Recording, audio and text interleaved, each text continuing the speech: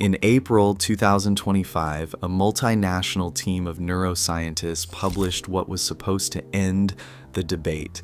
Their paper landed in Nature Reviews Neurology, one of the most respected journals in the field. They called their model NEPTUNE. It was the first attempt to explain every feature of near-death experiences through a single, unified, brain-based framework. They listed oxygen deprivation, neurotransmitter cascades, and seizure-like activity, everything mapped to a known mechanism. For about 3 months, it was treated as the definitive answer. Then 2 researchers from the University of Virginia published their response, and the model didn't just weaken, it collapsed under the weight of its own cited sources.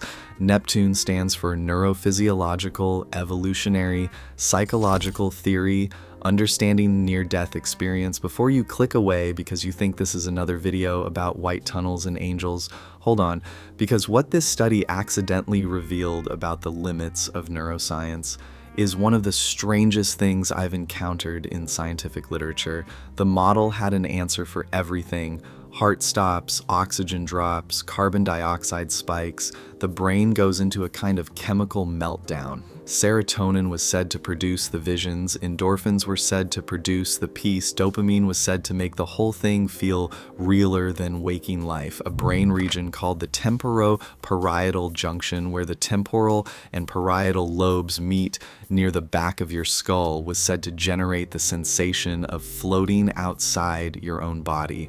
Tunnel of light, life review, encounters with the dead. Every feature of these experiences got assigned a neurotransmitter and filed away. It is a tidy model, almost too tidy. For about 3 months, it circulated through neuroscience media as the paper that finally cracked the code. Nature Reviews Neurology is not a fringe journal. This was mainstream, peer-reviewed, multinational research. The narrative was clean. Near-death experiences are just the brain's final fireworks show. But here's what you need to understand about the clinical data behind these experiences, because the scale of this research is something that rarely gets mentioned. The AWARE-2 study, the largest prospective study of consciousness during cardiac arrest ever conducted, ran across 25 hospital sites. It was led by Sam Parnia at NYU Langone, one of the world's foremost cardiac resuscitation researchers. Out of 567 in hospital cardiac arrests, 53 patients survived, 28 completed structured interviews, and of those 28, 11, roughly 40%, reported memories or perceptions consistent with consciousness during the period when their hearts had stopped. Some described internal experiences like overwhelming peace and encounters with relatives. Others described external awareness, hearing and seeing things happening in the room while they were flatlined. That's not a handful of self-reported stories from the internet. That is a controlled, multi-site clinical study published in the journal Resuscitation in 2023. Then Bruce Grayson and Marietta Pelivanova from the University of Virginia published their response. Grayson has been studying near-death experiences for over 40 years and developed the clinical scale the entire field uses to measure them. So when he says a model does not work, people in this field pay attention, and he did not just disagree with NEPTUNE, he used its own cited sources to take it apart. The first thing Grayson and Pelivanova went after was the oxygen claim. NEPTUNE's entire chain reaction starts with oxygen deprivation. Pull that out and the rest of the model has nothing to stand on. If low oxygen is what causes these experiences, then every cardiac arrest patient should report something similar, but they do not. Studies of cardiac arrest survivors consistently show that many who report the most vivid, most profound near-death experiences had completely normal blood oxygen and carbon dioxide levels during the event. That is not a minor discrepancy. That is the central mechanism of the model failing to predict outcomes. But it gets worse. Real hypoxia, the kind you see in pilots at altitude or climbers above 8,000 meters, produces confusion and amnesia. People cannot form sentences. They forget what happened 5 seconds ago. People who have near-death experiences describe the opposite. Crystal clear memories, sequentially ordered that they can recall in precise detail decades later. The mechanism NEPTUNE depends on produces the wrong symptoms entirely. But maybe the temporal lobe explains it. NEPTUNE suggested that seizure-like activity in the temporal lobe might generate these experiences, drawing on decades of research into temporal lobe epilepsy. And yes, temporal lobe seizures can produce unusual perceptual experiences. People report strange feelings of familiarity, auditory distortions, and occasionally visual phenomena. But here's what the NEPTUNE team left out. Those seizure-induced experiences are almost universally described as frightening, fragmented, and bizarre. They do not feel real. They feel like something went wrong inside your head. A prominent epileptologist said that despite seeing hundreds of patients with temporal lobe seizures, he had never once encountered anything resembling the symptom profile of a near-death experience. So this is not a fringe researcher. This is an expert in the exact mechanism NEPTUNE proposed, saying it does not produce what NEPTUNE claims. Then there is the part of these experiences that gives neuroscience the most trouble. Patients consistently report leaving their bodies, floating above the operating table, watching doctors perform chest compressions on their own chests, seeing instruments and hearing conversations while they were clinically dead.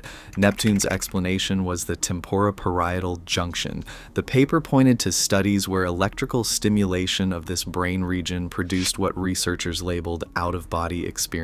Case closed, right? Grayson and Pelavanova looked at those same studies. What the patients actually reported during temporoparietal stimulation was a sensation of their body tilting, or the feeling that a shadowy figure was standing behind them. Their visual perception stayed anchored to their physical eyes the entire time. They did not float above anything. They did not see their own body from the ceiling. They did not observe events in other rooms.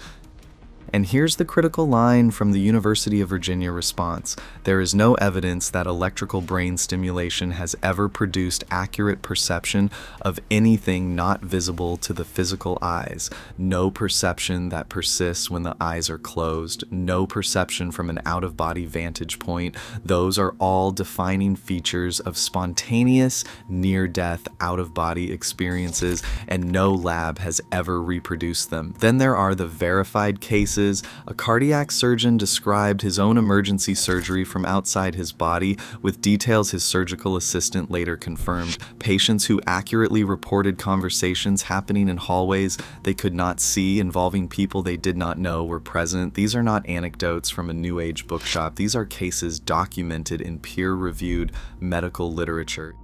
If you are finding this as unsettling as I did when I first read it, hit subscribe. I cover anomalies like this regularly, and the deeper I go into this one, the stranger it gets.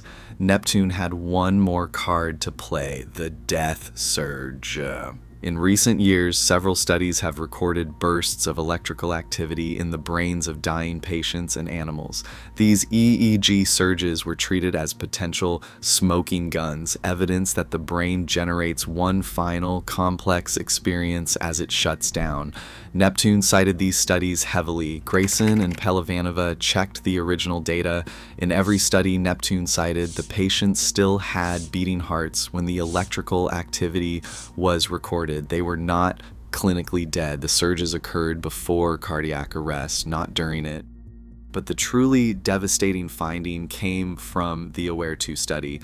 That study simultaneously monitored brain activity during cardiac arrest and interviewed survivors afterward. The results showed a complete lack of overlap between the two groups. Patients who showed EEG activity consistent with consciousness did not report near-death experiences. Patients who reported near-death experiences did not show the EEG activity.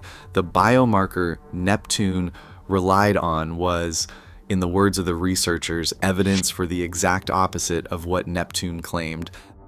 That's a wall. And the neuroscience community, as of right now, does not have a ladder tall enough to get over it. There is one more angle the NEPTUNE model tried: evolution. The team proposed that near-death experiences might be a survival mechanism, a kind of advanced version of the freeze response found in animals facing predators. The idea is that millions of years of natural selection shape the brain to generate a calming, dissociative experience during moments of extreme physiological threat. It is a reasonable hypothesis on the surface, but Grayson and Pelivanova pointed out a fundamental problem with this framing. The freeze response in animals is a brief, reflexive state, reduced movement, dulled pain perception, temporary dissociation. It is designed to help the animal survive the encounter and return to normal function. Near-death experiences, by contrast, produce permanent personality changes, loss of the fear of death, radical shifts toward compassion and altruism, reduced interest in material status. These after effects persist for decades. Some researchers describe them as among the most profound psychological transformations documented in the clinical literature. If the brain evolved to produce a brief, calming response during crisis, why would that response permanently rewire a person's value system, eliminate their deepest existential fear, and fundamentally alter how they relate to other human beings for the rest of their life? Evolution does not build Swiss watches to hammer nails. The mechanism the NEPTUNE model proposes is wildly disproportionate to the outcome it actually produces in patients, and no one on the NEPTUNE team addressed that mismatch. But we're not done, because the strangest data point in this entire debate is something called peak in Darien cases. The name comes from a 19th century poem about Spanish explorers glimpsing the Pacific Ocean for the first time, seeing something no one in their group expected to find. In near-death research, peak in Darien cases refer to patients who during their experience encounter a deceased person they did not know had died. The death is confirmed after the patient recovers. They could not have known through any normal channel. The information was not available to them. No brain-based model, including NEPTUNE, even attempts to explain these. They are simply excluded from the analysis. Grayson points out that this exclusion is not accidental. The NEPTUNE team stated explicitly that they excluded any theory suggesting consciousness might exist independently of the brain, because such a suggestion would contradict what they called a fundamental tenet of neuroscience. Grayson's response to that was blunt. He called it circular reasoning. You cannot assume the brain produces all consciousness, then exclude any evidence suggesting otherwise, and then claim your brain-based model is comprehensive. That is not science. That is a conclusion looking for confirmation. And in a twist that feels almost scripted, one of NEPTUNE's own cited sources, neuroscientist Giulio Tononi, has since publicly stated that consciousness remains unexplained and that science will not benefit from deciding in advance which approaches are allowed. So where does this leave the scientific consensus on consciousness and death? I want to be careful here because this channel covers anomalies in the natural world, not theology. We follow data into uncomfortable places and report what we find. And what the data currently shows is this: a multinational team of researchers built the most sophisticated neurophysiological model ever attempted for these experiences. Two of the most published experts in the field dismantled it using the model's own cited sources. The largest cardiac arrest study produced data that actively contradicts the brain surge theory. Verified perceptions during clinical death remain unexplained, and the hallucination comparison does not hold either.